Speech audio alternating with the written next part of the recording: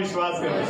આ ઈશ્વરનું વચન છે, હું એમાં વિશ્વાસ કરું. હજુ એક વાર, આ ઈશ્વરનું વચન છે, હું એમાં વિશ્વાસ કરું. कुछ कारण से या तो जीवी के कारण से मुझे हिंदी में बोलना पड़ता है, लेकिन अच्छा है कि हिंदी आवड़ता है. हिंदी मुझे अच्छी आती है, प्रभु यीशु को उसके लिए भी धन्यवाद. आइए, ओके, आज हम प्रार्थना, आखिरी प्रार्थना जो हम बोलते हैं वो आकाश माना हमारा बाप, our father who art in heaven, ये हमारे पिता तो जो आसमान में है, उसके ऊपर हम संदेश सुनना चाहते हैं. कोई कहेगा बाइबल में कहां पर ये प्रार्थना है?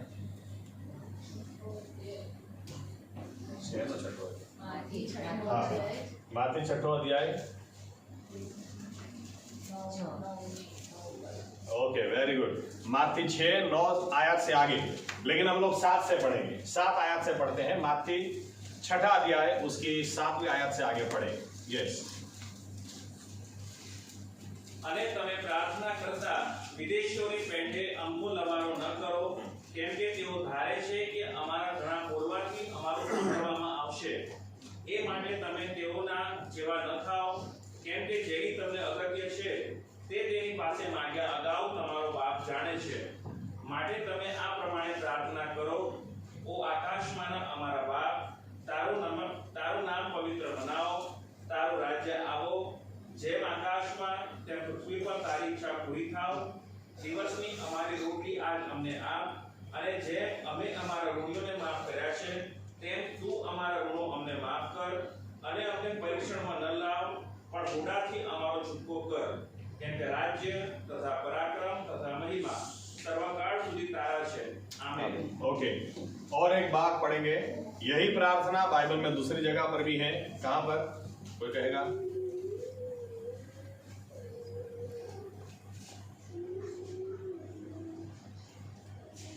ભલા તમે લોકો બધા ગઈકાલે સારણ પામેલા અને આજે ચર્ચમાં આયા. लूक 11:1 से पढ़े आगे.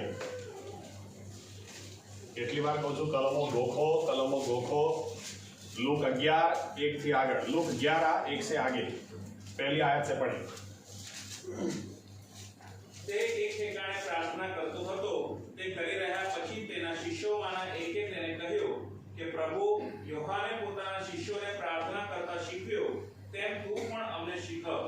તેણે તેમને કહ્યું કે તમે પ્રાર્થના કરો ત્યારે કહો કે ઓ આકાશમાંના અમારા બાપ, તારું નામ પવિત્ર મનાવો, તારું રાજ્ય આવો, જેમ આકાશમાં તેમ પૃથ્વી પર તારી ઈચ્છા પૂરી થાવ. દિવસની અમારી રોટલી રોજ રોજ અમને આપ, અને અમારા પાપ અમને માફ કર, કેમ કે અમે પોતે પણ અમારા હરેક ગુનેને માફ કરીએ છીએ. અને અમને પરીક્ષણમાં ન લાવ, પણ બુરાઈથી અમારો છૂટકો કર. ओके, प्रार्थना करें. हमारे जीवित परमेश्वर प्रभु यीशु मसीहा, ये आपकी सिखाई हुई प्रार्थना है. आप इसके द्वारा हमसे बात करें, हमसे व्यवहार करें. पवित्र आत्मा को आप हम पर उंडेल दें, ताकि पवित्र आत्मा इस प्रार्थना की सच्चाई, इस वचन की सच्चाई में, समझ में हमें लेकर जाए, ताकि आज के बाद हमारा भी जीवन, जो प्रार्थनावादी जीवन है, वो जैसा है वैसा का वैसा न रहे, लेकिन एक अलग स्तर पे चला जाए, एक अलग लेवल पे चला जाए, और हमारी प्रार्थना में बल हो, पराक्रम हो, और हमारी प्रार्थना जवाब लेकर आए. और ऐसी प्रार्थना करना आप हमें सिखाएं कि हमारे जीवन से आपको और भी मान और महिमा मिले. प्रभु यीशु मसीहा के नाम से प्रार्थना करते हैं. आमीन. बैठ सकते हैं.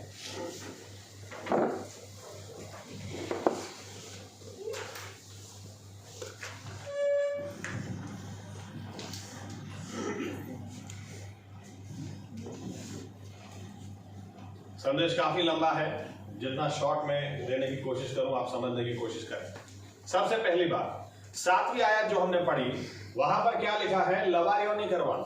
इंग्लिश में लिखा है do not use when repetitive words. यानी कई लोगों की प्रार्थना वो परमेश्वर को क्या लगता है? बड़बड़ा. लवारियों को कोई मतलब नहीं. आमीन.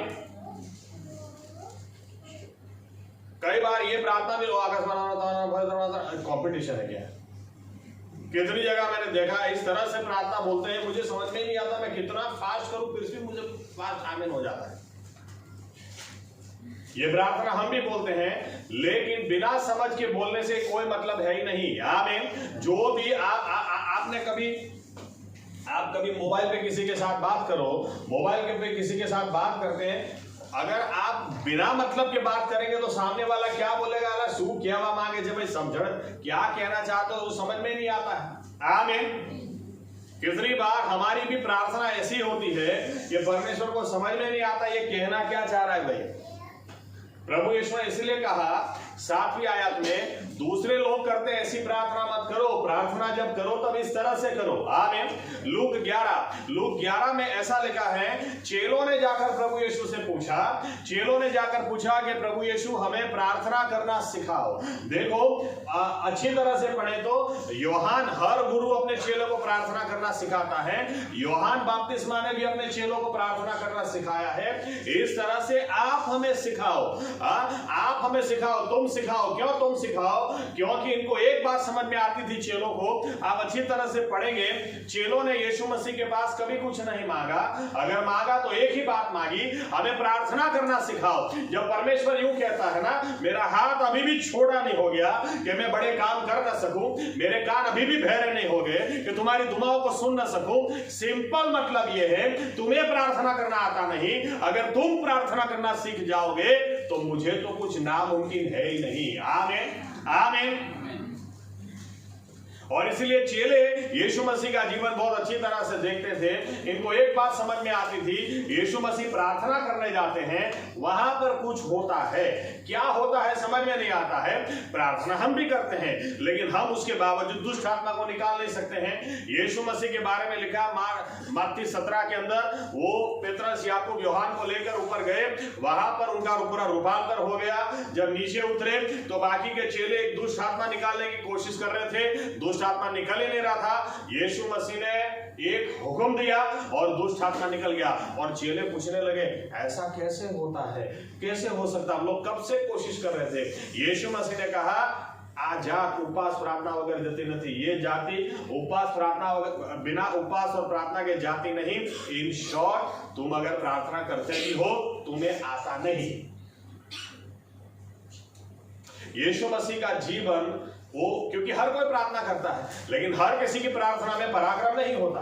बाइबल कहती है एलिया के बारे में, याकूब 5वें अध्याय में लिखा है, विश्वास से की हुई प्रार्थना में पराक्रम होता है। एक विश्वासी प्रार्थना में पराक्रम हो छे, लेकिन इधर लोग विश्वास से प्रार्थना नहीं करते हैं। कई लोगों को मैंने देखा, ये पराक्रम से प्रार्थना करते हैं और विश्वास तो होता ही नहीं। चिल्ला चिल्ला करते, कूद करते, ये करते, वो करते, कुछ होता नहीं। लेकिन चेले एक बात देखते थे, यीशु मसीह पता नहीं क्या प्रार्थना करते हैं, कुछ होता है। मत्ती 8वां अध्याय पढ़े, बाइबल कहती है यीशु मसीह अकेले पर्वत के ऊपर प्रार्थना करने चले गए, और जब नीचे उतरे तो सामने एक कोढ़ी मिला, और कोढ़ी आके बोलता है, अगर तू चाहे तो मुझे चंगा कर। यीशु मसीह ने कहा, मैं तो चाहता ही हूं। उसे छुआ। उसे छूने से बाइबल के नियम अनुसार या तो पुराने नियम के नियम अनुसार छूने वाला आदमी खुद अशुद्ध हो जाए, लेकिन यीशु मसीह ने उसे छुआ, यीशु मसीह अशुद्ध नहीं हुए, वो कोढ़ी चंगा हो गया। चेले देखते थे, ये प्रार्थना करने जाता है, उधर से कुछ न कुछ सामर्थ निकलती है। हमें तो नहीं आता है, हम भी प्रार्थना करते हैं, लेकिन ऐसी और एक उदाहरण देता हूं, पढ़िए मार्क 6:46-47, मार्क 6:46 से 47 में गलवा से लगभग जो तो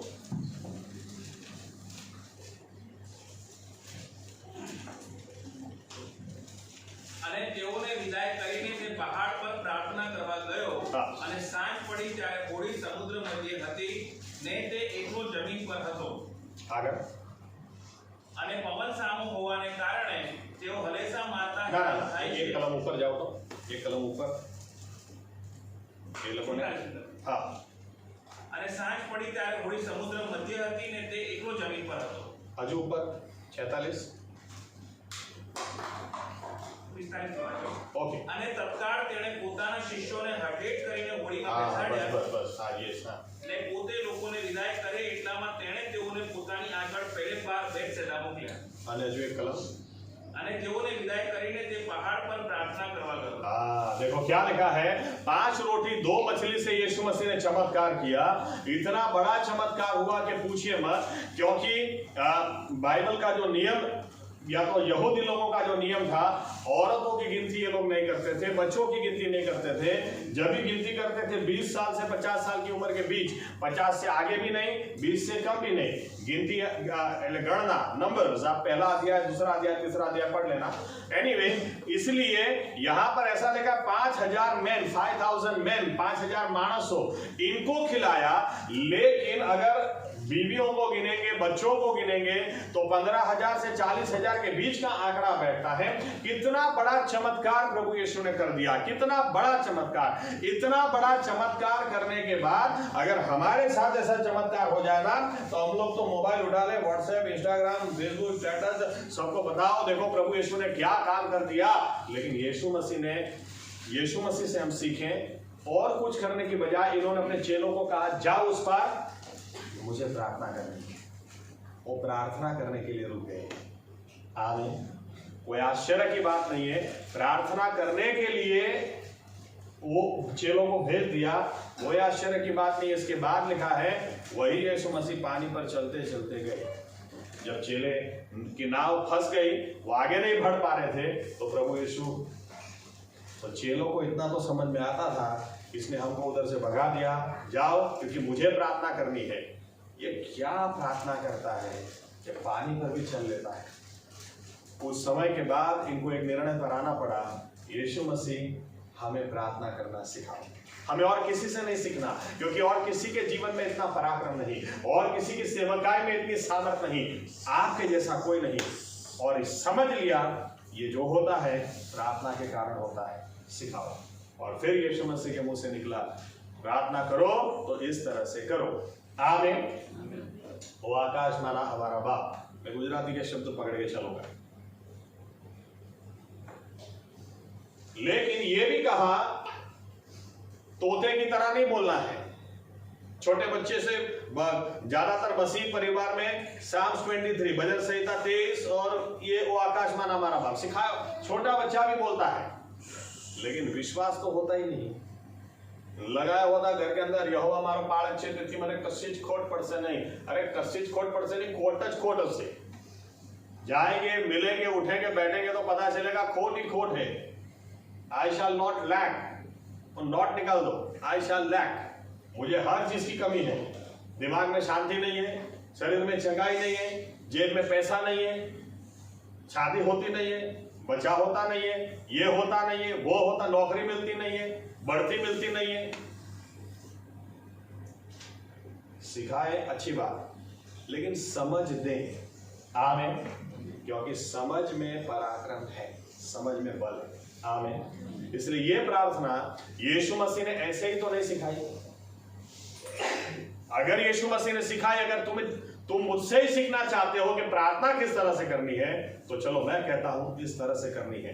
तो यीशु मसीह ने सिखाई तो एक ही कारण से सिखाई, ताकि चेले भी उनके जैसे हो जाए। आमीन। दूसरी बात, ये प्रार्थना आगे बाइबल में हम कहीं पढ़ते ही नहीं है कि किसी चेले ने की। आप कहीं देखेंगे नहीं कि किसी चेले ने इस तरह से प्रार्थना की, वो आकाश माना हमारा बाप। आमीन। इसका मतलब यह था, चेले इसका मतलब समझते थे। मैं ऐसा नहीं कहना चाह रहा हूं कि हम बंद कर दें, हम करेंगे, लेकिन इसकी समझ के साथ करें, क्योंकि समझ में सामर्थ है। आमीन। और इसलिए प्रार्थना में जाते हैं, तोते की तरह हमें नहीं बोलना है, लेकिन इस प्रार्थना का मतलब समझना है। और इस प्रार्थना के कई मतलब क्या है, वो जैसे हम समझेंगे वैसे ही हमारी प्रार्थना बल और पराक्रम लेकर आने वाली हो जाएगी, पूरा जीवन बदल जाएगा। और यीशु मसीह चाहते हैं मैं जैसा हूं वैसे तुम हो जाओ। तो यीशु मसीह ने जिस तरह से प्रार्थना की वही हमें सिखाई, वही हमारे सामने लाकर रखी, इस तरह से करो। सबसे पहली बात, गुजराती में क्या लिखा है, ओ आकाश माना, यानी तू जो आसमान में है। सबसे पहले प्रार्थना करेंगे ना, प्रार्थना जब भी करो सबसे पहले यह समझ में आना चाहिए किसको प्रार्थना कर रहे हैं।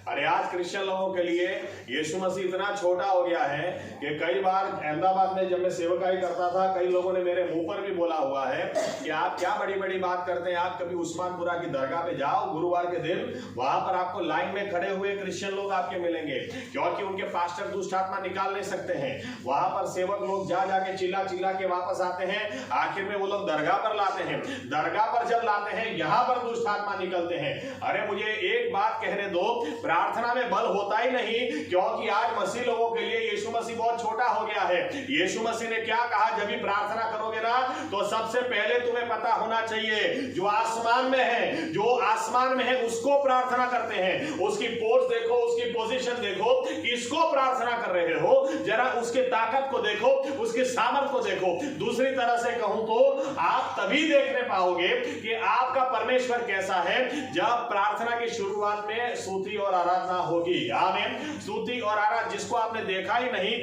कभी देखा ही नहीं, कभी जाना ही नहीं, कभी पहचाना ही नहीं, ये कभी होगा ही नहीं जब स्तुति आराधना नहीं होगी। क्यों स्तुति आराधना? एक गिनती दे देता हूं आपको। अगर आप चाहते हैं आपकी प्रार्थना सही में जवाब लेकर आए, नामुमकिन को भी मुमकिन करके आए, तो सबसे पहले स्तुति आराधना करना सीखो। आंकड़ा तो ऐसा बोलता है, अगर आपको हर प्रार्थना का जवाब चाहिए तो आप 1 घंटा अगर प्रार्थना करते हैं तो उसमें से 80% समय सिर्फ स्तुति आराधना में दो, खाली 20% समय मांगना।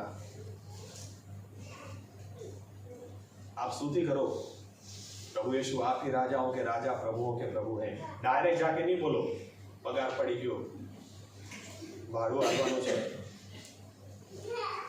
EMI છે, डायरेक्ट जाके नहीं बोलो। यीशु मसीह देखो, आज की रोटी आज देना, ये कितने सारे स्टेप के बाद प्रभु यीशु ने मांगना सिखाया है। अभी मांगने का ही नहीं। अगर आप चाहते हैं आपकी प्रार्थना जवाब लाए, रोटी बाद में छोड़ो, पहले तू जो आसमान में है। 2000 साल पहले कोई आ गया, उसको मैं प्रार्थना नहीं करता हूं, कोई इंसान को प्रार्थना नहीं करता हूं। तू जो आसमान में है, जो आसमान में है वो क्या कहता है, स्वर्ग मेरा सिंहासन, पृथ्वी मेरा पायासन है। तू जो आसमान में है, सबसे ऊंचे स्थान पर है, उसको मैं प्रार्थना करता हूं। आमीन। उसके पास में आता हूं। उसके पास आने का तरीका यही है, स्तुति करो, आराधना करो, उसको धन्यवाद दो। आमीन। आमीन। ये सच्चाई है। आपकी प्रार्थना कभी जवाब ला ही नहीं सकती अगर आप पहले यही नहीं जानते आप किससे मांगने के लिए जा रहे हो। अगर आपका परमेश्वर इतना छोटा है कि आपको ऐसा लगता है, जैसे चेलों को भी इस समय लगा, वो पानी पे कैसे चल सकता है, भूत भूत चिल्लाए। आज कितने सारे क्रिश्चियन लोग जब प्रार्थना करते हैं, कल ही एक व्यक्ति से मैं बात कर रहा था, उन्होंने अच्छी बात करी। उन्होंने कहा लोग चाहते हैं कई बार के आपके प्रश्न क्या है हमें बताओ, लेकिन हम बताते ही नहीं है, क्योंकि हमको डेफिनेटली पता है इनको बताएंगे ये प्रार्थना करेंगे, इनकी प्रार्थना में दम नहीं है, जवाब मिलने वाला नहीं है, क्यों बताएं। सही बात, प्रार्थना में बल है, लेकिन बल उसी की प्रार्थना में होगा जो पहले ये जाने मैं किससे प्रार्थना कर रहा हूं। क्रिश्चियनों के परमेश्वर से नहीं, उस परमेश्वर से जो आसमान और पृथ्वी को बनाने वाला है। आमीन। जो सबसे ऊंचे सिंहासन पर बैठा है। मैं आपको यूं कह दूं, मैं स्कूल में नौकरी की हुई है, मुझे पता है। एक उदाहरण मैं देता हूं। हमारे मैडम कितनी सारी बार आकर हमको डांटते थे, कितनी सारी बार। मुझे तो बहुत ही डांटा है, और मेरे साथ तो पता नहीं कॉमिक भी ऐसा होता था, मैं बच्चों को बीच बीच में बहुत हंसाता था। जब भी हंसाया वो बाहर ही खड़े होंगे। कई बार हमारे स्कूल में एक टेक्निक थी, डस्टर ऐसे साफ नहीं करने का, हम लोग बाहर जाकर ऐसे साफ करते थे। हमारे टीचरों ने नाम रखा था मैडम का सैटेलाइट। तो एक दूसरे बाहर हम कहा सैटेलाइट क्या था, अपना सैटेलाइट है नीचे।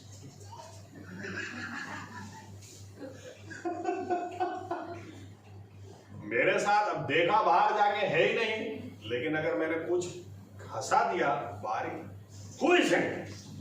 मर गए। अरे अभी तो देखा नहीं थे, और मुझे इतना डांटते थे पूरी क्लास के सामने, तुम पढ़ाने आते हो कि हंसाने आते हो? कितनी बार तुमको बोला ये लोग को हंसा मत। और हमारे मैडम का फेवरेट था, दीज आर इडियट्स। हर स्टूडेंट को दिया और सब इडियट है, इनको हंसाने का नहीं, इनको सीरियस रखो। और ऐसा बोलते थे तो बच्चे और भी हंसते थे, मुझे भी और हंसी आती थी।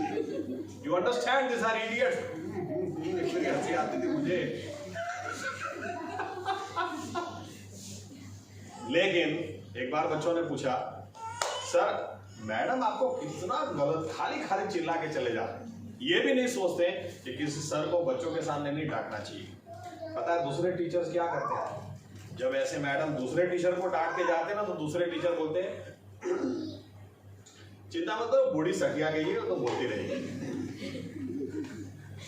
बच्चों ने एक बार मुझे बोला, सर एक आप ही हैं, आपने कभी भी मैडम के सामने नहीं बोला, क्या कारण? मैंने कहा सिंपल कारण है, वो मेरे प्रिंसिपल है। यहां तक कि उनके हाथ के नीचे मैं पढ़ा हुआ। 11th-12th में मेरे इंग्लिश के टीचर थे, उनके हाथ के, मैं उनका स्टूडेंट भी हूं। आज वो मेरे प्रिंसिपल है। वो कितने ही गलत क्यों ना हो, लेकिन प्रिंसिपल के सामने मैं कैसे बोल सकता हूं? आप देखना, मसीही जीवन में प्रार्थना करना आता ही नहीं है। ये लोग प्रभु यीशु को कुछ भी बोल सकते हैं, तू देखता नहीं है, तू सुनता नहीं है, तुझे कुछ समझ में आता भी है कि नहीं आता है। अरे तुम किससे प्रार्थना कर रहे हो? जो आसमान में है, जिसके आगे दूत दिन रात पुकारते हैं, पवित्र पवित्र पवित्र पवित्र पवित्र पवित्र पवित्र पवित्र पवित्र है सेनाओं का यहोवा। उस परमेश्वर के आगे झुक जाना जरूरी है, धन्यवाद देना जरूरी है, स्तुति करना जरूरी है, ये याद रखना जरूरी है। मैं जिससे प्रार्थना करता हूं वो आसमान में है। आमीन। वो सारी सृष्टि का रचयिता है। आज भी आसमान जिसकी महिमा दिखाता है, आज भी अंतरिक्ष जिसकी हस्तकला दिखाता है, उस परमेश्वर से मैं प्रार्थना करता हूं। आमीन। इसके ऊपर ही पूरा संदेश दे सकता हूं। लेकिन दूसरी बात,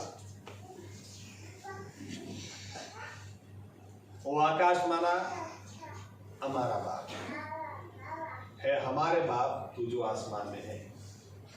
हमारे पिता, हमारे पिता का सिंपल क्या मतलब है? उस परमेश्वर के हम बच्चे हैं। आमीन। रिलेशनशिप, देखो रिलेशनशिप लेकर आते हैं। प्रार्थना में रिलेशनशिप चाहिए, बिना रिलेशनशिप के आपको जवाब मिलेगा ही नहीं। आमीन। चलो एक उदाहरण, एक आयत देखते हैं। रोमनों की पत्री 8वां अध्याय, द बुक ऑफ रोमन्स 14-15 या तो 15-16 पढ़े।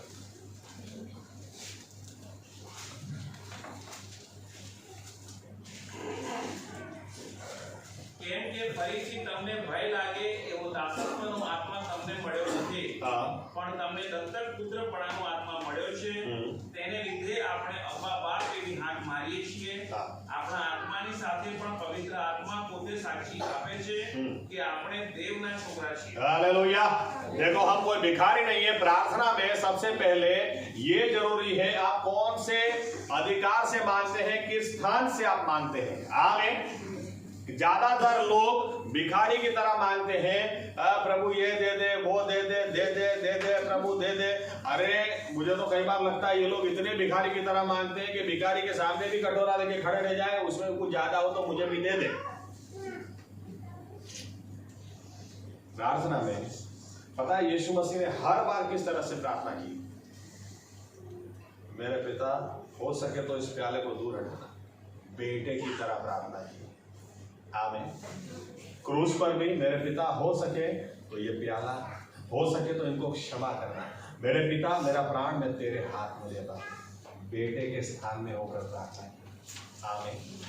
ये हमारे बाप, हमारे बाप तू जो आसमान में है। जब भी जाएंगे ना प्रार्थना करने के लिए, आप कौन से अधिकार से जाते हैं, कौन से अधिकार से बात करते हैं, बहुत फर्क पड़ता है।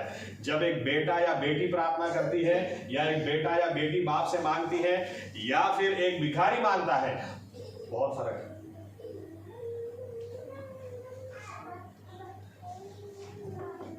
एक बार जोवेल को मैंने बहुत मारा, पीटा बराबर, फिर काफी देर तक रोई। फिर मैं कंप्यूटर पे बैठा था टेबल पे मेरे, थोड़ी देर के बाद आई धीरे से मेरी आँख गोद में आके बैठ गई। फिर इधर ऐसे, पापा क्या बेटा अभी एंजल को कब मारोगे?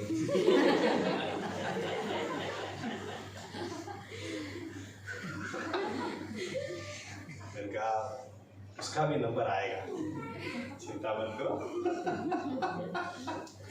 लेकिन इस तरह से बेटा या बेटी ही अपने पिता के साथ बात कर सकते। आमीन। तो भिखारी आके बैठेगा क्या आपकी गोद में?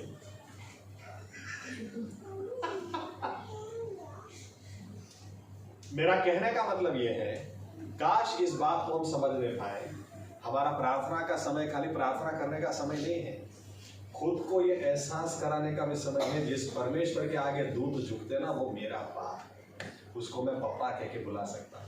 आमीन। उसने मुझे इसीलिए तो अडॉप्ट किया, गोद लिया, दत्तक ले दो, ताकि मैं उनको पप्पा कह के बुला सकूं। आमीन आमीन।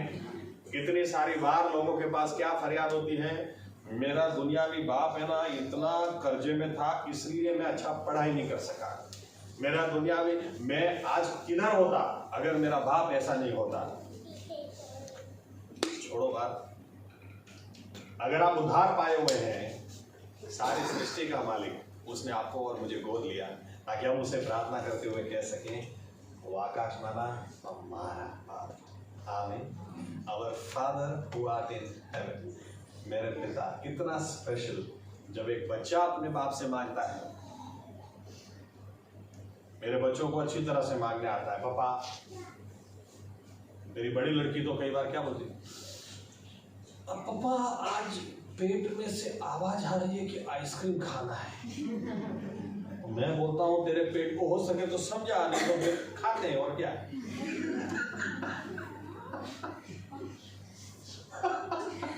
मेरी वाइफ कई बार इशारा करेगी, 2 દિવસ પહેલા જ ખાધેલું। मैं बताऊँ खावा नहीं खा।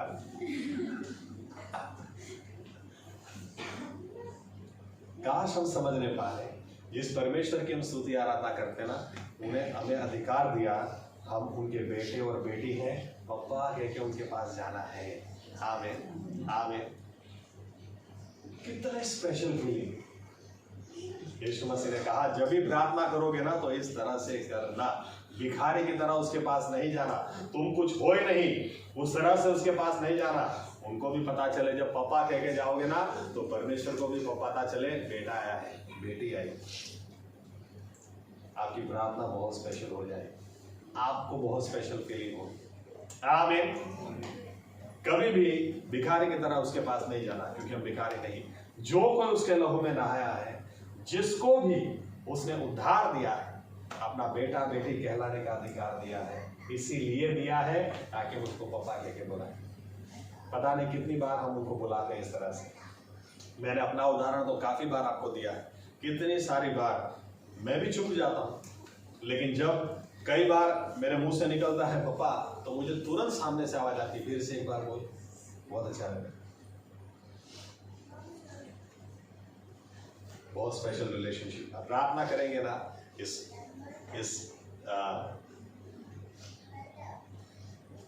वचन के ये एहसास में जाना कि कोई भिखारी नहीं आया है, चंगाई मांगने के लिए कोई भिखारी नहीं आया है। मुझे घुटनों का दर्द है तो भिखारी कोई नहीं आया है घुटनों पे चंगाई दे। अरे परमेश्वर का बेटा आया है अपने पिता से मिलने के लिए। आमीन आमीन आमीन। गुनाहों की माफी मांगने के लिए, कोई गुनाह हो गया, कोई पाप हो गया, तो इतना ध्यान में रखें, कोई अपराध हो गया, कोई गलती ऐसी हो गई, तो हम सिर्फ परमेश्वर के पास गुनाहों की माफी मांगने नहीं जाते हैं। एक बच्चा अपने पापा को सॉरी बोलने जाता है, आप मुझे क्षमा कर दें। बहुत स्पेशल फीलिंग। आमीन। आगे इसके ऊपर भी कितना कुछ बोल सकते हैं। आगे क्या लिखा है, या तो प्रार्थना क्या कहती है, वो आकाश माना हमारा बाप, तारो नाम पवित्र मनाओ, तेरा नाम पाक माना जाए। काश हर विश्वासी इस बात को समझने पाए, प्रार्थना में अगर सही में आप चाहते हैं ना बड़ा काम हमारे हक में हो, हर विश्वासी के पास एक निर्णय होना जरूरी है। मेरे जीवन से प्रभु यीशु का नाम, उसकी महिमा होनी ही चाहिए। आमीन। मेरे उठने बैठने बोलने चलने से उसको महिमा मिलती है या तो उसको अपमान मिलता है। हमको समझ में नहीं आता, कई बार हमारे नाम के साथ मसीह का नाम जुड़ा है। जिस वक्त हम कहते हैं मैं यीशु मसीह पर विश्वास करता हूं, या मैं उद्धार पाया हूं, या मैं क्रिश्चियन हूं, उस वक्त हमको समझ में नहीं आता है हमारा नाम मसीह यीशु के साथ जुड़ा हुआ है। फिर हम कुछ भी बोले कैसे चलेगा, कुछ भी देखें कैसे चलेगा, कुछ भी किसी भी तरह जिए कैसे चलेगा।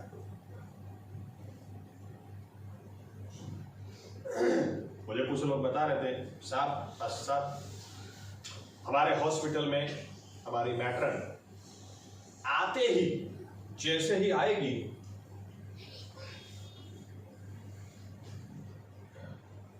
प्रार्थना करेगी और प्रार्थना के बाद जाएगी, तब तक सबको परेशान करेगी। मैंने कहा वो प्रार्थना ही कर रही होगी, मुझे आज सबको परेशान करना है, प्रभु मेरी सहायता कर। मजाक में मैंने कहा, लेकिन मुद्दा से देखिए, सबके सामने आकर वो औरत प्रार्थना करती है, सबको क्या दिखाती है, मैं जीवित परमेश्वर में विश्वास रखती हूँ, और उसके बाद कोई दूसरा ही स्वरूप 8-10 घंटा उधर रहता है। विश्वासी व्यक्ति को समझ में भी नहीं आता है मेरे नाम के साथ प्रभु यीशु का नाम जुड़ा है। हमारा उद्देश्य होना चाहिए, अंदर से एक आवाज होनी चाहिए, नहीं ये मैं नहीं कर सकता, ये मैं कभी नहीं करूंगा, ये मैं कभी नहीं देखूंगा, ये मैं कभी नहीं बोलूंगा, क्योंकि मेरे नाम के साथ प्रभु यीशु का नाम जुड़ा है। उसका नाम मेरे जीवन से पवित्र बनाना है। आमीन, आमीन। ये निर्णय हमारे पास होना चाहिए। दानियल, शाद्राक, मेशाक, अबेदनगो ने कह दिया हमें नॉनवेज नहीं खाना। क्यों नहीं खाना? क्योंकि राजा के टेबल पे जो नॉनवेज आता था सबसे उच्च कोटि का आता था, लेकिन वो बराबर नबूकदनेस्सर के देवी देवताओं को चढ़ाकर उसके बाद लाया जाता था। दानियल, शाद्राक, मेशाक और अबेदनगो ने कहा हम नहीं खाएंगे, हमें वेज खिलाओ। उनका अगुआ बोलता है नहीं नहीं नहीं, राजा को सभी लोग हठे कट्टे चाहिए, तेजस्वी चाहिए। दानियल ने कहा हमें 10 दिन का टाइम दो, हम 10 दिन वेजिटेरियन खाना खाएंगे, ये नहीं खाएंगे, फर्क देख लेना, उसके बाद हमें बोलना। लेकिन ये खाना नहीं खाएंगे, वेज खा लेंगे, उबला हुआ खा लेंगे। और अगर हम हो तो अरे किधर से भी चढ़ा के लाने दो, हम प्रार्थना करते हैं ना, शुद्ध हो जाता है। हमारी प्रार्थना में ताकत है। इनको ऐसा है ही नहीं। हाँ, कई लोगों को तो प्रसादी भी इस तरह से खाते हैं। आपने तो कोपरू समझे प्रार्थना करके खाई ना क्यों यार? हाँ, शनि प्रसादी कोपरू छे प्रभु सुन लोए नहीं लीधो एनी पर बस। इन शॉर्ट, इनको अपने निर्णयों से प्रभु यीशु को महिमा दिलानी ही नहीं। लेकिन यीशु मसीह ने प्रार्थना जब सिखाई है तब क्या कहा? प्रार्थना करोगे तब तो एक निर्णय भी होना चाहिए, तेरा नाम पाक माना जाए।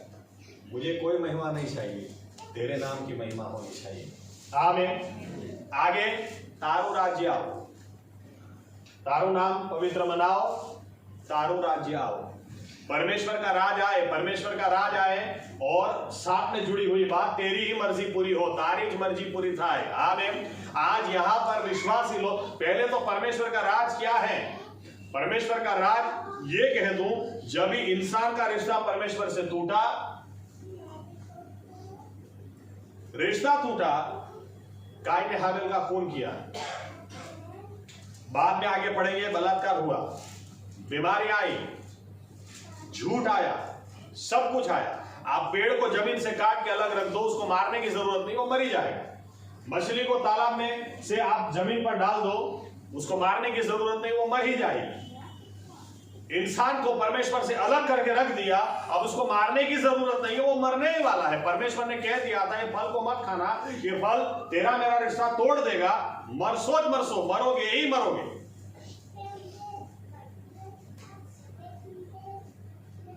परमेश्वर का राज आप घर जाके पढ़े, यशायाह 11। प्रभु यीशु जब 1000 साल राज करेंगे क्या होगा? ऐसा लिखा है, एक शेर भी बकरी के साथ बैठकर घास खाएगा, जंगली जानवर भी दूसरे जानवर को नहीं मारेगा, छोटा बच्चा भी जब सांप के साथ खेलेगा सांप उसे नहीं डसेगा, क्योंकि परमेश्वर का राज उतर आया है। मेरा कहने का मतलब यह है, परमेश्वर के राज में न तो कोई किसी चीज की कमी है, न कोई बीमारी है, न कोई अशांति है, न कोई लड़ाई, न कोई झगड़ा है। और विश्वासी की प्रार्थना है, तेरा राज उतर आए। आमीन। लेकिन कब होगा? तेरी मर्जी पूरी हो। यहाँ पर ज्यादातर हर विश्वासी लोग मेरी मर्जी के मुताबिक होना चाहिए, मैं क्या कहता हूं वो प्रभु तू कर, मैं क्या कहती हूं वो प्रभु तू कर। क्यों नहीं करता? अरे 3 दिन उपवास किए, क्यों जवाब नहीं देता? नहीं, हर विश्वासी की जवाबदारी है, अगर आप सही में चाहते हैं आगे देखो, अभी मांगना तो स्टार्ट हुआ ही नहीं है, अभी तो क्या प्रार्थना करनी है? मेरी नहीं लेकिन तेरी मर्जी पूरी हो, तेरा राज उतर आए, तेरी ही मर्जी पूरी। आमीन।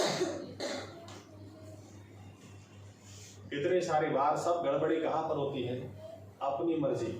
हम मुझे क्या करना है, मैं क्या बोलता हूं, मैं क्या करता हूं, मैं। और बाइबल कहती है, नीति वचन 14:12 होना चाहिए शायद, एक रास्ता है जो आदमी को बहुत अच्छा लगता है, उसके बाद में समझ आता है उसका अंत तो नाश। विश्वासी व्यक्ति वो है जो यूं कहता है, प्रभु यीशु तेरा राज उतर आए और तेरी ही मर्जी पूरी। आमीन। सिर्फ कहने के लिए नहीं, आज के बाद हम जब प्रार्थना करेंगे तो हमारा ये मीनिंग भी होना चाहिए। आमीन। तू कहेगा ना प्रभु यीशु, वो मैं करूंगा, आप जो चाहते हैं वो मैं करूंगी, ताकि सही में मेरे जीवन से आपको महिमा मिल जाए। आमीन। आगे अब आती है बात, इतनी सारी बातें होने के बाद अब आज की रोटी आज मुझे देना, अबे आपकी रोटी आज मैंने आप जी। आमीन। अब मांगना शुरू होता है। पहले स्तुति आराधना करो, पहले उसको मान दो, पहले ये जान लो किससे मैं मांग रहा हूं। अरे किससे में, आप सही में बताऊं, अगर आपके दिमाग में क्लियर रहेगा ना किससे मांगा आपने, आप रूम के अंदर कितने उदास और निराश जाओ, लेकिन बाहर आओगे बैटरी चार्ज हो जाएगी, आपको समझ में आएगा मैंने उस परमेश्वर से मांगा है जो उत्पन्न करता परमेश्वर है। आमीन। जवाब आएगा ही आएगा।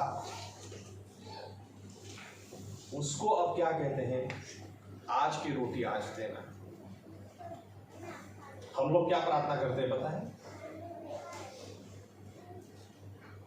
5 साल की रोटी आज ही दे देना, करोड़पति आज ही बना देना। एक बार एक भाई तो मुझे बोलते हैं, ये प्रार्थना बराबर नहीं है साहब। मजाक कर रहे थे। मैं कहा क्यों? अकेले अकेले रोटी अपने को जमती नहीं है। मैं तो बोलता हूँ रोटी के साथ बोटी भी दें। खाली रोटी देंगे तो क्या खाएंगे? लूकी रोटी नहीं गमती, बोटी भी जुई। लेकिन मैं आपको जूइश यहूदी अंडरस्टैंडिंग बताता हूँ। यहूदी भाषा में इसका, यहूदी समझ में इसका मतलब ये होता ही नहीं है आज की रोटी आज देना। यहूदी समझ ये है, तेरा बेटा होना, आज की रोटी आज की जरूरियात तुझे पूरी करनी ही पड़ेगी। क्योंकि पहले आयत में क्या कहा? बेटा आया है, बेटी आई है, ये हमारे बाप तो जो आसमान में है। आमीन। इसलिए अधिकार के साथ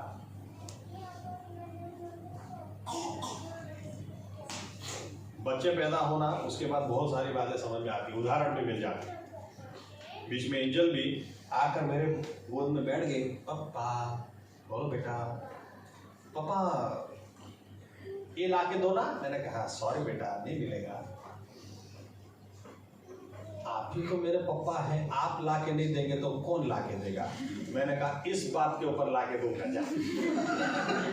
सही बात। यहां पर यह मतलब है, देखो बेटा और बेटी आई है, आज की रोटी आज की जरूरियात आप पूरी नहीं करेंगे तो कौन करेगा? करना ही पड़ेगा और वो करेगा ही। आमीन। यीशु मसीह ने इसीलिए कहा कल की चिंता मत करना, आज में जीना। आज की रोटी आज मांगो, आमीन, वो जरूर देगा। आज की जरूरियात वो जरूर पूरी करेगा, क्योंकि वो उसकी जवाबदारी है। आमीन। उतना ही नहीं, आगे ओके, यहां पर और एक बात बताओ, कितनी सारी बार हम लोग फिर भी, एक उदाहरण देता हूं। अहमदाबाद में हम लोग सब शायद हम लोग भी 10वीं 11वीं में होंगे, या तो 11वीं में होंगे, हमारे पीछे की बैच थी शायद। एक लड़के को, वो पढ़ाई करता ही नहीं था, जरा भी पढ़ाई नहीं करता था। उसके मम्मी ने और पापा ने उसे क्या कहा था, उनके पास पैसा बहुत पैसा, तो उसे कहा था बेटा तू खाली पास हो जा, खाली पास हो जा, हम तुझे नई बाइक लाके देंगे। और वो टाइम कोई लड़का बाइक चलाए, यानी हो मैं बात कर रहा हूं 92 93, ओके। अब लड़का 5 सब्जेक्ट में फेल हो गया, खाली 2 में पास हुआ। गुजराती में, जो उसकी मातृभाषा, गुजराती मीडियम में पढ़ता था, और टाइपराइटर, उसी में पास हो गया, बाकी सब में फेल। अब देखिए, फिर भी जाके पापा को बोलता है पापा बाइक, बेशरम, अरे 2 में तो पास हुआ। मां क्या बोलती है, सच तो बोल रहा है मेरा बेटा, 2 में तो पास हुआ, लाके दो ना उसको बाइक। अब वो लड़के को बाइक लाके दी, और लड़का बाइक पे घूम रहा है, क्योंकि वो टाइम पे तो अच्छे से अच्छे लूना पे लोग घूमते थे, कि मेरे पास लूना था उस वक्त। और यार बाइक,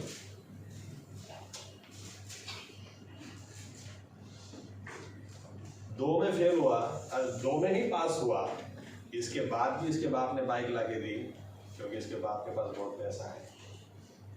उतना ही नहीं, कुछ भी हो, ये उसका बेटा है। आमीन। कई बार हम लोग क्या सोचते हैं, मेरी पढ़ाई कम रह गई ना, इसलिए, मेरा बाप ऐसा निकला इसलिए, मेरी मम्मी ऐसे निकली इसलिए।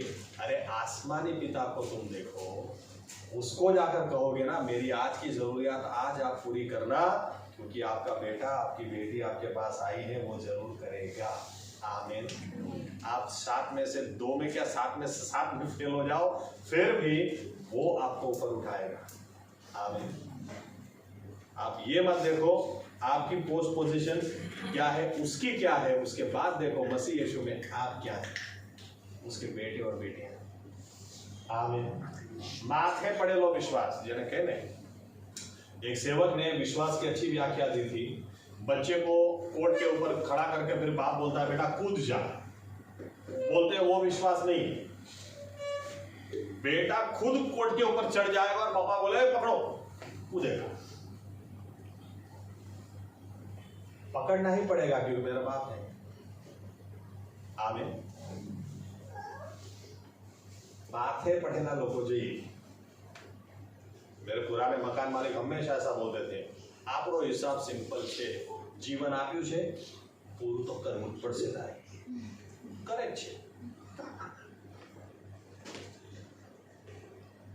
अगर मेरी बेटी मुझे बोल सकती है पापा आप नहीं करेंगे तो कौन करेगा, यही बात आसमानी पिता के पास ले जाएं, आप नहीं करेगा तो कौन करेगा, वो जरूर करेगा। आमीन। आगे क्या लिखा है, आधी रोटली आज हमने परीक्षण में नहीं रहता और गुंडा के मारो छिटको कर। आमीन। अब मत्थी में लिखा है, मैं थोड़ी बात पहले बता तो मत्थी में लिखा है भुंडाई थी और बुराई से, और लूक 11 में लिखा है भुंडा थी। ओके, इधर evil save me from the evil, look 11 में swivel from the evil one. कई लोग क्या बोलते हैं, देखो प्रार्थना में फेर है, शब्द में फेर है। अरे फेर इसलिए है क्योंकि यीशु मसीह ने ये नहीं चाहा कि तोते की तरह इस प्रार्थना को बोले, समझ के साथ बोले। आमीन। भूंडा यानी भूंडा में फर्क શું છે, જ્યાં ભૂંડો છે ત્યાં ભૂંડાઈ જોડેલી છે। आमीन। तो ये फर्क किस लिए है, फर्क सिर्फ कोई प्रिंटिंग मिस्टेक नहीं है, कोई ऐसी बात नहीं है, सिंपल सी बात है। यीशु मसीह ने ये चाहा कि इस तरह से तुम प्रार्थना करना सीखो। यानी प्रार्थना जब करोगे ना तो सबसे पहले उसके पास तुम आओ, ये जानते हुए आओ कि किसके पास तुम आते हो। हिब्रू 11 और 6 में लिखा, विश्वास के साथ कोई आता है वो खाली हाथ वापस नहीं जाता। लेकिन क्या विश्वास के साथ? अरे इस विश्वास के साथ कि जिसके पास मैं आया हूं आसमान और पृथ्वी का बनाने वाला परमेश्वर है, मैं उसका बेटा हूं। आमीन। चंगाई के लिए डायरेक्ट मत मांगो, प्रभु बहुत घुटनों में दर्द है, उसको ऐसा मत बोलो। लेकिन उसके पास जाकर कहो, प्रभु यीशु आप चंगाई देने वाले परमेश्वर हैं, सारी सृष्टि के सर्जनहार हैं, आपके लिए क्या नामुमकिन है। मेरा घुटना ये तो कुछ भी नहीं। आमीन। आपके वचन के हिसाब से आप छू लो, मैं चंगा हो जाऊंगा, हो जाओगे। आमीन। पहले स्तुति करो पहले। इसलिए प्रभु यीशु पैटर्न देना चाह रहे थे, इसलिए इस प्रार्थना को आगे चेलों के जीवन में कहीं लिखी हुई हम नहीं देखते हैं, लेकिन चेलों के जीवन में जो पराक्रम देखते हैं वहां से समझ में आता है ये लोग यीशु मसीह ने जो सिखाई वो उस तरह से प्रार्थना करना सीख गए। आमीन। हमें हर बुराई से बचा, lead us not into temptation. हमने परीक्षण में न लाओ पर बुंडाई थी हमारो छुटको कर। परमेश्वर कभी भी परीक्षा में नहीं ले जाता है। आमीन। चलो एक आयत पढ़ते हैं, याकूब जेम्स पहला अध्याय, याकूब पहला अध्याय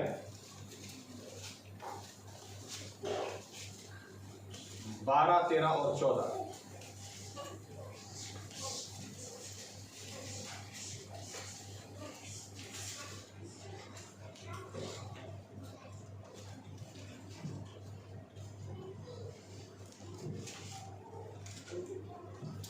याकूब 1, 12, 13, 14।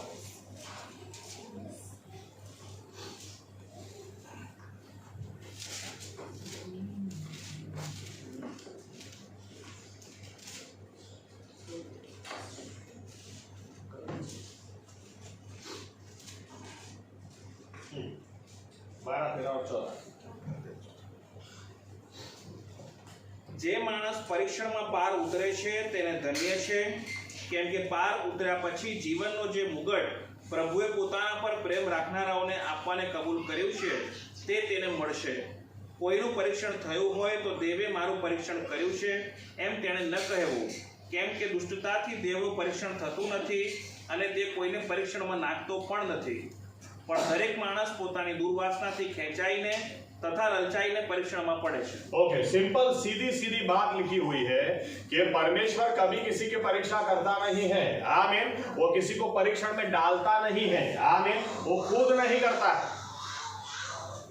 इसलिए कभी भी किसी की भी व्यक्ति की परीक्षा हो तो उसे ये जान लेना जरूरी है कि मेरी परीक्षा क्यों होती है, मेरी दुर्वासनाओं की वजह से, मेरी कमजोरियों की वजह से, मेरी अधूराइयों, मेरी कमजोरियों की वजह से मेरी परीक्षा होती है। आमीन।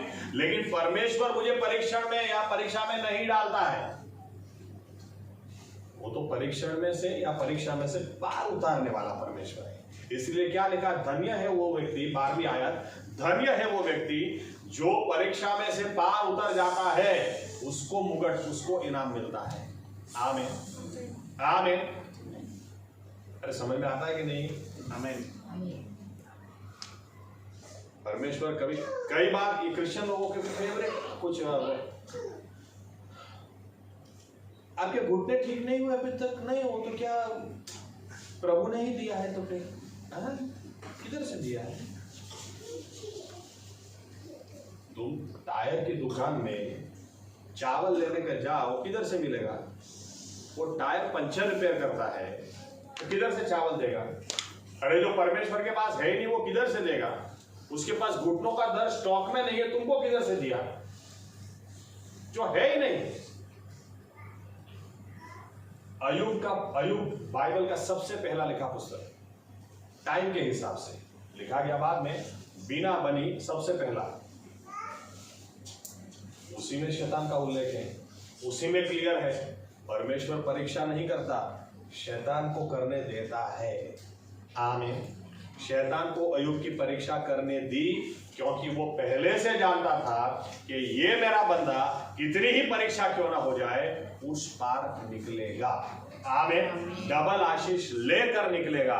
इसीलिए ये प्रार्थना जब हम करते ना तो इसका मतलब क्या है, तू हमें परीक्षा में मत डाल, तू हमने परीक्षण में ना लाओ हमें, लेकिन तू हमें हर बुराई से बचा। तू तो मत लाओ मत डाल, हमें परीक्षा में तू मत डाल, क्योंकि तू तो डालता ही नहीं, लेकिन तू हमें उसमें से बाहर निकाल। आमीन। और तू जब बाहर निकालेगा, परमेश्वर जब बाहर निकालेगा, तब गवाही खड़ी होती है। मेरी ताकत के बाहर था, मेरी कमजोरी में हो ही नहीं सकता था, लेकिन परमेश्वर ने सहायता की, इसलिए मैं बाहर उतरा। आमीन आमीन आमीन।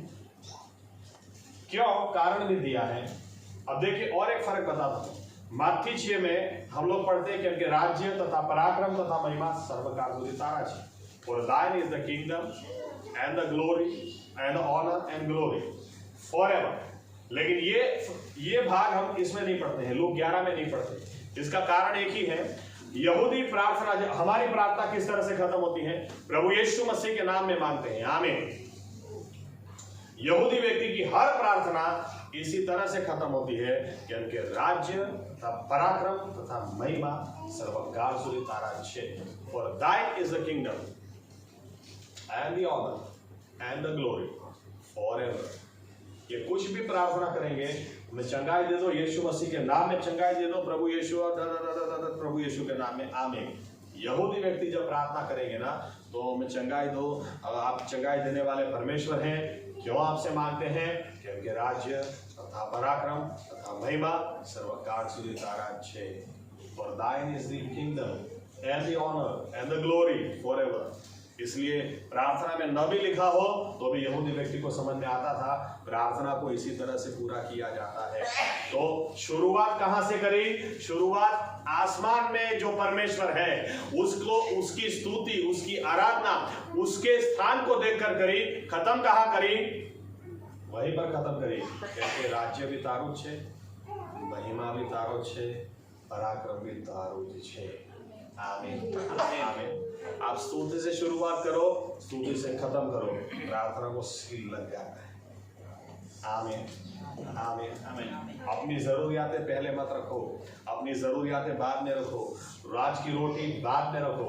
आपको और एक मैं उदाहरण देता हूँ। एक बार अहमदाबाद में एक पास्टर थे, थोड़े समय के लिए आए थे सिंगापुर से, और वो एक बार हम लोग बात कर रहे थे, वो बहुत चिड़चिड़े हो गए थे, क्योंकि हर रोज वो स्कूटर के अंदर 5 लीटर पेट्रोल डलवाते थे और हर रोज को निकाल जाता, हर रोज उनकी टंकी खाली हो जाती, और इतने चिढ़ जाते थे क्योंकि मेरे सामने कितनी बार बोलते थे, यार पता नहीं कौन निकाल के ले जाता है, मैंने लॉक डलवाया तो लॉक खोल के भी पेट्रोल निकाल लेता है कोई, हर रोज। और गुस्सा क्यों होते थे? मुझे बताते थे, यार पेट्रोल पंप तक जाने का भी नहीं छोड़ते, पूरा ही निकाल लेते। बजाज का स्कूटर उस समय आपको टेढ़ा करना पड़े फिर चालू करने का, इसमें एक बूंद पेट्रोल बचा हो तो आप टेढ़ा करो, कुछ निकलता ही नहीं था। हर रोज रात को आते थे सेवकाई करके टाकी फुल करा कर लाने का, सुबह निकालो, पेट्रोल लॉक ऐसा का ऐसा ही है, लेकिन अंदर से पेट्रोल गायब। तो एक बार इतने चिड़े हुए थे, मैं जब इनके घर गया, ये अपने पापा से सिंगापुर बात कर रहे थे, बोल रहे थे, पापा वो चोर मेरे हाथ में एक बार आ जाए बस। इनके पापा बोलते थे, बेटा माफ कर दे, जाने दे, जो एक कलम तो रहेगी, जय मामा अपराधियों ने माफ कर दिया तो माफ करो। एनीवे आता हूँ उसमें। तो ये बोलते हैं, पापा इसको मैं माफ कर दूंगा, लेकिन एक बार तो इसके हाथ पैर तोड़ूंगा, एक बार। उसके बाद 30,000 रुपया खर्चा होगा तो वो खर्चा भी मैं कराऊंगा, लेकिन पापा एक बार हाथ तोड़ो। हर रोज मुझे धक्का मार के स्कूटर ले जाना पड़ेगा। अब ये फॉरेन नेशनल है, ओके, अमेरिकन सिटीजन है, पिताजी और बड़े भाई उनकी सेवकाई सिंगापुर में है, ये अमेरिकन सिटीजन है, और हर रोज आप सोचो स्कूटर धक्का मार के ले जाते हैं पेट्रोल पंप पे, कैसी इज्जत जाती होगी।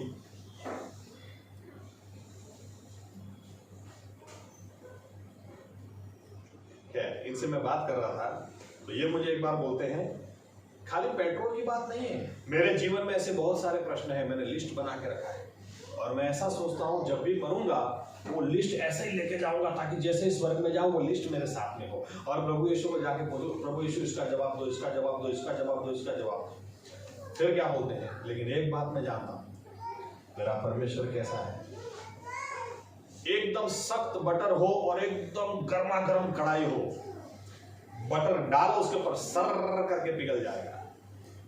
मैं कितना ही बड़ा लिस्ट लेके क्यों ना जाऊं, लेकिन जिस दिन उसको मैं देखूंगा पूरा लिस्ट पिघल जाएगा, हर फरियाद पिघल जाएगी और उसके आगे झुक जाऊंगा और कहूंगा मेरे परमेश्वर, मेरे प्रभु, सारा आदर तेरा है, सारा मान तेरा है, सारी महिमा तेरी है, उसके लिए तू ही लाओ। एक बात जो छूट गई तो पिछले रविवार को या उसके अगले रविवार को मैंने ली थी।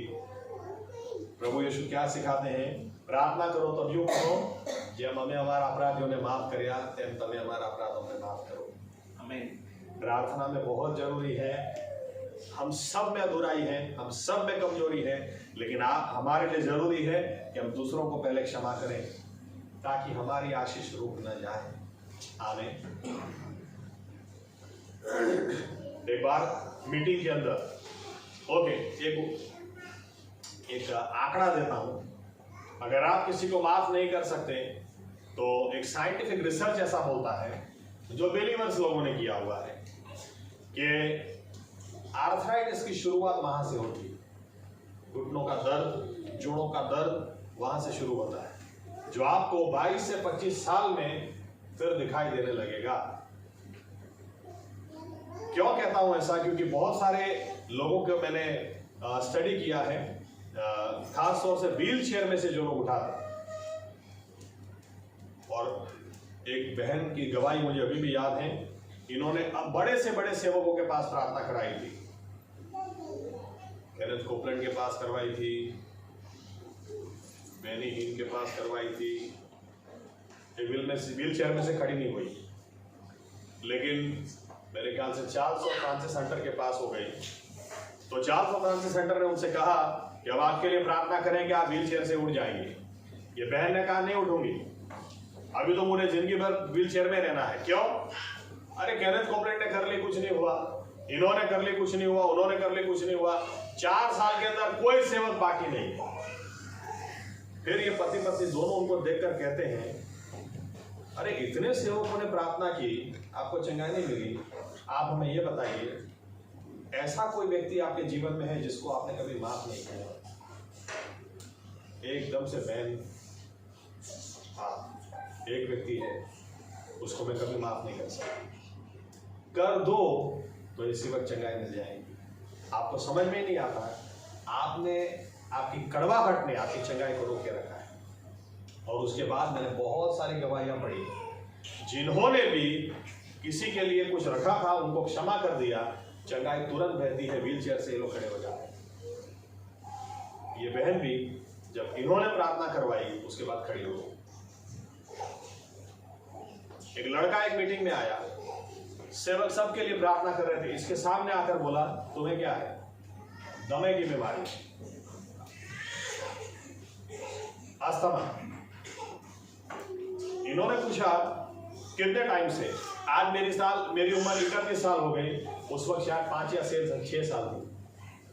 सेवक ने पूछा कितनी बार प्रार्थना करवाई? बहुत बार प्रार्थना करवाई, लेकिन चंगाई नहीं मिली। इन्होंने पूछा कोई तुम्हारे जीवन में है जिसको तुमने कभी माफ नहीं किया? लड़के ने कहा हाँ, मेरे बाप को मैं जिंदगी में कभी माफ नहीं कर सकता। क्यों? मैं जब 5 साल का था उन्होंने मुझे दीवार के ऊपर खड़ा किया और कहा बेटा कूद जा, और जब मैं कूदा उसी वक्त उनका ध्यान इधर उधर गया, मैं नीचे गया। मैं अपने बाप को जिंदगी भर माफ नहीं कर सकता। उस वक्त मुझे बहुत लगा उसने मेरा हाथ क्यों नहीं पकड़ा।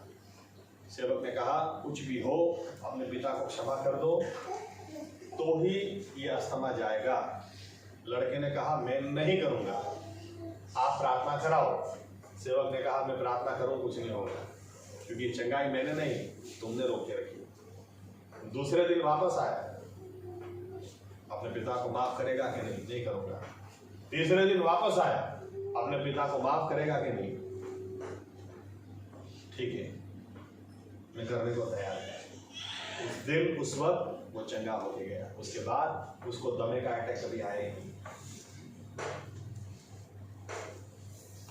इसलिए हमें माफ करना है ताकि हमारी प्रार्थना रुक न जाए, हमारी चंगाई रुक न जाए। आमीन आमीन। बाकी एक बात तय है, ये प्रार्थना जैसे जैसी प्रार्थना नहीं है, यीशु मसीह ने खुद सिखाई हुई प्रार्थना है। आमीन। और ऐसे ही नहीं सिखा दी, चेलों ने पूछा, जब चेलों ने यीशु मसीह का जीवन देखा, उन्हें एक बात समझ में आई, इसकी प्रार्थना में पराक्रम है। तो चेलों ने कहा हमें सिखाओ, और यीशु मसीह ने दूसरी कोई प्रार्थना नहीं सिखाई, यही सिखाई। इस प्रार्थना की जो पैटर्न है उस तरह से करना हम भी सीख जाएं, जरूर बड़ा काम होकर रहेगा, क्योंकि यीशु मसीह की सिखाई हुई प्रार्थना। आमीन। आइए अपनी जगह खड़े हो जाए।